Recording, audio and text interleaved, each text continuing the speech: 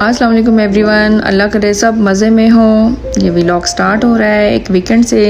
आज के दिन रेस्ट किया जा सकता है और आराम से उठा भी जा सकता है, मगर बच्चों को क्या लगे वीकेंड से। इन्होंने तो अपना टाइम फिक्स किया हुआ है उठने के लिए। आजकल उठते ही सुस्ती आ जाती है, बस एक ही रूटीन से तंग पड़ जाती हूँ। सुबह होती है, शाम होती है, ज़िंदगी बस काम में तमाम होती है।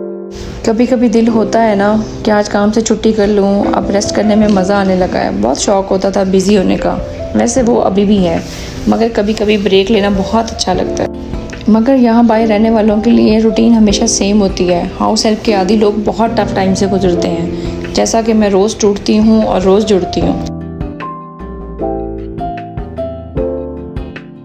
दिल तो बहुत चाह रहा था अपने आप को टाइम दूँ, आज अपनी स्किन केयर पे अटेंशन दूँ, या बस गर्म पानी में पाँव डिप करके सुकून करके बैठी रहूँ। और भी बहुत कुछ है मिस करने को, मगर ये रिस्पॉन्सिबिलिटीज़ हमें अपने साथ ही रूथलेस बना देती हैं। मुल्क से बाहर रहने वाले लोगों को अक्सर ये कहते सुना मैंने कि हम मेंटली टायर्ड है, मगर मुझे नहीं लगता कि मैं मेंटली टायर्ड हूँ। माइंड तो यूज़ करने के लिए बहुत सारे जुगाड़ लगाने पड़ते हैं, मैं तो बस फिज़िकली टायर्ड हूँ। फिज़िकली टायर्डनेस भी बनती है जब आपने रोज़ एक ही तरह का एक ही जैसा काम करना हो, वो बोरिंग भी हो जाता है। सो लेट्स डिस्कस इस बोरिंग और टायर्डनेस को किस तरह से प्रोडक्टिविटी में कन्वर्ट किया जा सकता है। As it is a holiday, so Kunain की स्विमिंग क्लास दोपहर में ही शदीद गर्मी में लेनी पड़ रही है ताकि थोड़ा टाइम बच जाए और सेकंड टाइम में इसे किसी पार्क में ले जाया जाए। ये बच्चे ही हमारी प्रायोरिटीज़ हैं, बच्चे खुश तो हम खुश। छोटे छोटे तो इनके मसले होते हैं, इनके साथ दिल लगाने में ही सुकून है। यही अगर सोच हम अपनी ड्यूटी की बजाय हैप्पीनेस में कन्वर्ट कर लें तो हमें इसका रिजल्ट नज़र आने लगता है। कुनैन जब क्लास से वापस आती है तो उसे डायरेक्टली वॉशरूम में जाना होता है ताकि वो नहा सके, शावर कर सके। We always teach her what are the germs, what are the effects of the germs. So वो खुद ही वॉशिंग मशीन में जाके कपड़े फेंक देती है और शावर लेना स्टार्ट कर देती है। लेकिन यहाँ आज वो मेरे पीछे ही आ गई जब मैं तुख मलंगा और जामे शीरी का ड्रिंक बनाकर दे रही थी काशिफ को, क्योंकि बाहर बहुत शदीद गर्मी थी। अब मुझे ये पिलाकर ही इसको साथ जाना पड़ेगा। जब काशिफ को ऑफिस मीटिंग की कॉल आई तो बहुत सारे प्लान्स यहीं पे दफन हो गए। आगे मज़ीद मैंने इस वीकेंड को किस तरह तबाह किया ये आपको मज़ीद पता चलता जाएगा। अपने ऑफ मूड को सेट करने के लिए मैंने बहुत सारा टाइम लिया, जो कि मैं आपको आगे आगे बताती जाऊंगी। आज सब कुछ जल्दी जल्दी हो रहा था, जैसा कि नाश्ता बहुत जल्दी में किया, फिर उसके बाद हम क्लास में चले गए। क्लास से जब वापस आए तो सब कुछ बिखरा हुआ था, मुझे सब कुछ समेटना था, इसलिए मुझे बहुत सारा टाइम लग गया घर को रीअरेंज करने में। जैसा कि मैं आज मेंटली प्रिपेयर्ड नहीं थी इस ऑफिस मीटिंग के लिए और घर पे इतना सारा समेटने के लिए, तो मूड मज़ीद ऑफ होता जा रहा था। मुझे घर पे और बच्चों के काम क्या कम थे जो मैंने पेट्स भी रख लिए। आप भी यही सोच रहे होंगे ना। सबसे पहली बात तो मैं एक हॉबी लवर हूँ और इसके पीछे मेरी बहुत सारी रीज़न्स हैं। पहले तो ये कि मैं इनको एंटी डिप्रेशन पेट समझी थी, मगर जब कोई इनमें से मरता है ना तो वो डिप्रेशन किसी ने नहीं बताया था। ये नो डाउट एक पीसफुल एनिमल है, इसका कोई शोर शराबा नहीं है। इनकी अपनी ही एक दुनिया है जो कि एक डब्बे में बंद है, जहाँ ये खामोशी से जीते हैं और खामोशी से ही मर जाते हैं। फिर ये डेकोरेशन का भी काम करते हैं, लेकिन इनको डेकोरेशन समझने वाले बहुत बड़ी गलती कर रहे होते हैं। सबसे बढ़कर ये परिशे की इकलौती कंपनी है। परिशे ने जब से इनको फ्रेंड्स बनाया है, मेरा इनके साथ और भी दिल लग गया है। मैं तो बेचारी परिशे को इतना टाइम दे नहीं पाती। जब से ये ख़ास किचन में मेस होता है तब वो इनसे ही बातें करती है। इनकी मंथली क्लीनिंग का भी टाइम हो चुका था और बस मैंने आज ठान ली इनके ऊपर गुस्सा उतारने की। एक्वेरियम की इजी क्लीनिंग जो है उसके बहुत सारे तरीके मैं सर्च करती रहती हूँ, मगर अभी तो मुझे अकेला ही करना है, इसलिए मुझे हर चीज़ मुश्किल लग रही थी। और this is also true, they work as anti depression. अगर मैं इनको सर पर सवार ना करूँ तो ये मेरे लिए सुकून ही है। एक सलूशन तो ये है डिप्रेशन का कि हम पाकिस्तान चले जाते हैं कुनैन के स्कूल से पहले और अपनों के साथ टाइम गुजारना ही हमारा फेवरेट टाइम होता और फ्रेश होकर वापस आते, और यही बेस्ट सलूशन था। लेकिन आजकल तो पाकिस्तान में जिससे भी बात होती है सब रोकने लग जाते हैं कि बहुत गर्मी है, यहाँ लोड शेडिंग है, बच्चे आदि नहीं होंगे, इस गर्मी में तो बीमार हो जाएंगे। फिर हमारे लिए तो एक एडवाइस ये भी है कि सोशल मीडिया का यूज़ करना भी सेफ़ नहीं, कहीं एयरपोर्ट पर ही अपने ख्यालात की सज़ा ना पा बैठो। वेल ये एक अलग डिस्कशन है। मेरे सुनने वालों को ये भी पता होगा कि वो हम जैसे लोगों को डीपोलिटिसाइज करने की भरपूर कोशिश हो रही है और हम है कि बाज ही नहीं आ रहे। सेम रूटीन के अंदर रहने के साथ साथ मुझे अपनी अम्मी की बहुत याद आती है, जो कहती थी कि मैं क्या लोहे की बनी हुई हूँ। वो कहा करती थी कि काम वाली की भी छुट्टी होती है। इन बातों का तब एहसास नहीं होता था, लगता था कि अम्मी क्यों नहीं छुट्टी लेती, मगर अब उसी एहसास में एक वीकली ब्रेक तो मैंने अपने ऊपर लाजिम कर लिया। हम घरेलू कीड़ों का वीकली एक ऑफ तो बनता है। जब वीक के 6 डेज़ किसी ने कसम खाई हुई है ना कि बाहर से खाना नहीं आएगा, तो फिर 7th डे हम माँ बेटियों ने भी कसम खा ली है कि खाना अब हमारी चॉइस का है। ऑफ डे पे बच्चों को पार्क्स में लेके जाना और फिर क्वालिटी टाइम स्पेंड करना हमें बहुत रिलैक्स करता है।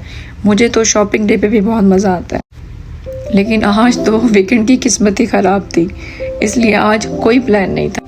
काशिफ अभी अपनी मीटिंग से वापस नहीं आए और शाम पड़ गई, तो मैंने सोचा कि क्यों ना आसान सा कोई काम कर लिया जाए।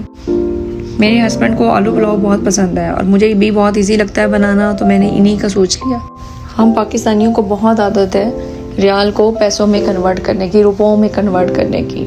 यहाँ मैं आपको बताती हूँ कि अगर आपने लोकल आलू लेना है तो वो आपको 3 रियाल में मिलेगा, लेकिन अगर आपने पाकिस्तानी आलू लेना है तो एक तो आपको स्पेशल मार्केट में कहीं जाना पड़ेगा जहाँ से पाकिस्तानी वेजिटेबल्स और फ्रूट्स मिलेंगे। फिर सेकेंडली आपको वो 3 रियाल की जगह पे 30 रियाल में मिलेगा।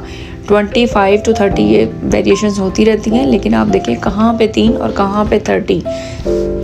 पाकिस्तानी वेजिटेबल्स हों या फ्रूट्स सभी बहुत मज़ेदार हैं, लेकिन हमेशा हमें ये दुगना तिगना क्या 10 गुना क्यों ज़्यादा मिलता है, ये सवाल करने से हम बाज भी नहीं आते और वो हमें डिक्रिटिसाइज़ करने से भी बाज नहीं आते। आलू पुलाव की रेसिपी बहुत ही सिंपल है और मैं बगैर मिर्चों के ज़्यादा बनाती हूँ ताकि कुनैन भी खा सके। मैंने प्याज फ्राई किया, प्याज के अंदर मैंने लहसुन अदरक डाल दिया, फिर ज़ीरा, नमक और थोड़ा सा चिली फ्लेक्स और टमाटर डालकर भून लिए। फिर आलू डालकर उसको भूना और पानी डालकर इसमें उसके बाद मैं राइस डाल दूँगी और साथ साथ में प्रीशे का खाना भी बन रहा है और थोड़े फ्राइज़ भी बन रहे हैं। फ्राई सॉफ्ट और डिलीशियस बनाने के लिए मैंने इनको हाफ बॉईल कर लिया और फिर हल्का सा फ्राई कर लिया।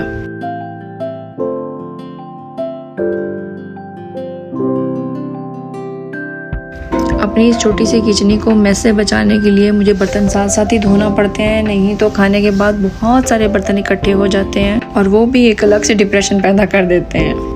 इसीलिए बर्तनों को साथ साथ में साफ़ करना और फिर सुखाने के लिए छोड़ देना चाहिए। किचन बड़ा हो या छोटा ये भी मैटर नहीं करता। अगर कुछ मैटर करता है तो वो सिर्फ ये है कि आप इतने सारे कामों को मैनेज कैसे कर लेते हैं। इसके लिए आप मुझे कमेंट्स बॉक्स में अपनी सजेशन ज़रूर दीजिएगा, मैं वेट करूँगी। यहाँ हाफ एन आवर में मैंने राइस बना लिए, बहुत आसानी से और बहुत जल्दी से बनते हैं और यही मेरा मकसद था। अब इन्हें दम पर लगाकर काशिफ के आने तक मुझे बच्चों को खाना खिलाना है ताकि फिर हम सुकून से डिनर कर सकें। हाय, ये लगे हुए चावल कितने अच्छे लगते हैं, क्या आपको भी लगते हैं? इस सारे मेस को इग्नोर करते हुए मैं आपको बताती हूँ कि मैं आटा कैसे गूंथती हूँ। ये फूड फैक्ट्री लेते हुए मुझे अंदाज़ा नहीं था कि ये मेरे केक बनाने या डेजर्ट बनाने और जग यूज़ करने के अलावा भी मुझे आटा गूंथने में भी काम आएगी। मगर जब हम आसानियाँ ढूंढने लगते हैं ना, तो हमें ये चीज़ें भी काम आती हैं। बस मैंने इसमें पानी और आटा डालकर मशीन में लगा देना है। 5 से 10 मिनट में आटा तैयार हो जाएगा। रात का यहाँ कोई चक्कर नहीं है भाई। ये एक बहुत आसानी ढूंढ ली है मैंने अपने लिए। आपने भी अगर अपने लिए कोई ऐसी आसानी ढूंढनी है तो मुझे ज़रूर कमेंट बॉक्स में बताइए। आज जैसे मूड ऑफ था वैसे ही रूटीन सिर्फ थका देने वाली रही। कभी कभी ऐसा भी होता है कि दिन ख़त्म होते हैं कोई नहीं आता। अब्रॉड लाइफ में मैंने एक बात सीखी है कि पाकिस्तान में हर कोई बहुत बिजी होता है। आपकी बातें सुनने के लिए किसी के पास टाइम नहीं होता।